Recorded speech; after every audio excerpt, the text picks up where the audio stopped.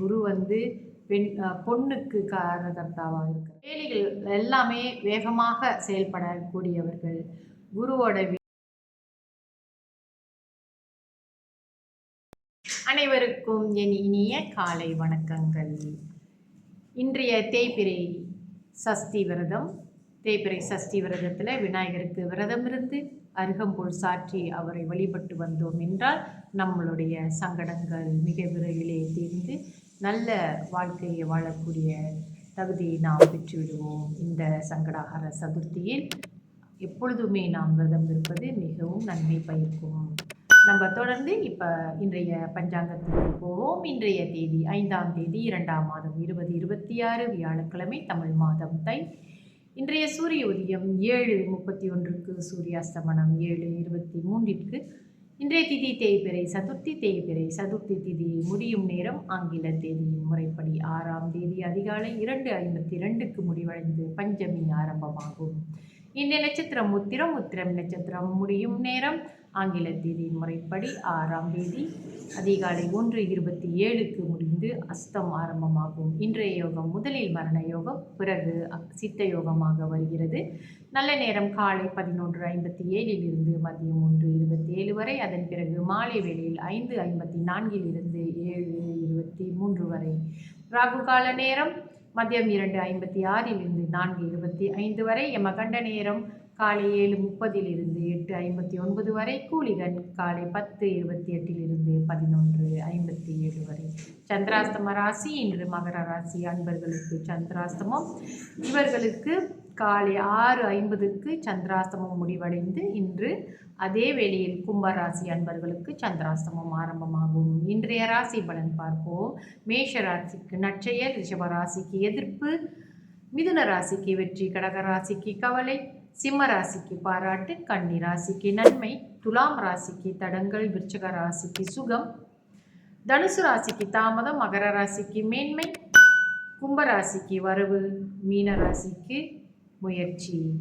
தொடர்ந்து நம்ம கிரகங்கள் இடம்பெற்ற இடங்களின் பலன்கள் அந்த ஜாதகர்களுக்கு எப்படி என்று பார்த்து கொண்டு வருகிறோம்.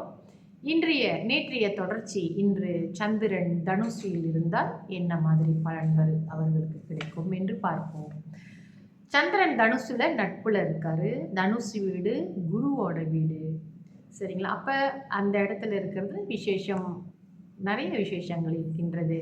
சந்திரன் தனுசில் இருக்க பிறந்தவர்களுக்கு வைராக்கியம் இருக்கு, திடமான சிந்தனை இருக்கு, பொன் மனம், அதாவது அவ்வளோ தங்கமான மனசுன்னு சொல்லுவாங்க இல்லையா? ஏன்னா அங்கே குரு பொண்ணுக்கு காரகர்த்தாவாக இருக்கிறாரு.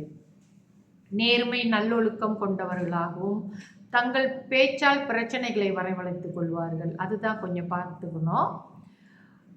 அதாவது விட்டு கொடுத்து வாழும் மனப்பான்மையும் இவர்களுக்கு இருக்கு, பெருந்தன்மை இவர்களுக்கு இருக்கு. தன் குடும்பத்தில் ஏதோ ஒரு காரணம் என்னவென்று தெரியவில்லை, ஆனால் இங்கே இவர்கள் தங்களுடைய சொந்த குடும்பத்திற்கே ஆகாதவர்கள் போல இருப்பார்கள். அடுத்தது சாதுரியம் மிக்கவர்கள், நல்ல தந்திரமாக வேலை செய்யக்கூடியவங்க. சில சமயங்களிலே பொய் பேசி தன்னுடைய கௌரவத்தை கெடுத்துக் கொள்வார்கள்.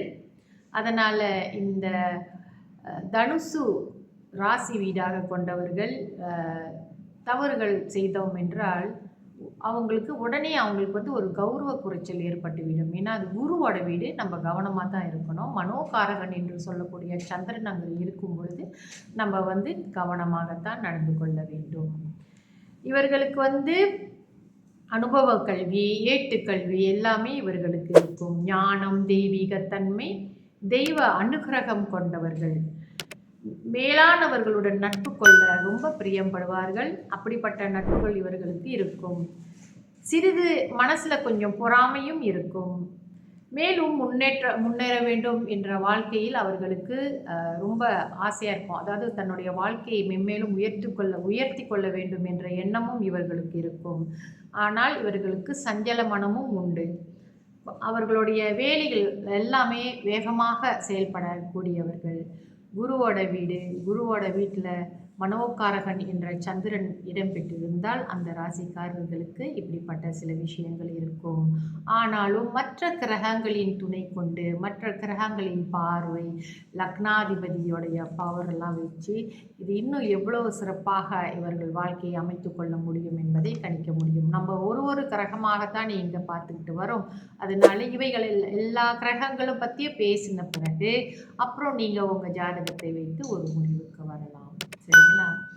நன்றி. தொடர்ந்து என்னுடன் இணைந்திருங்கள். நன்றி, வணக்கம்.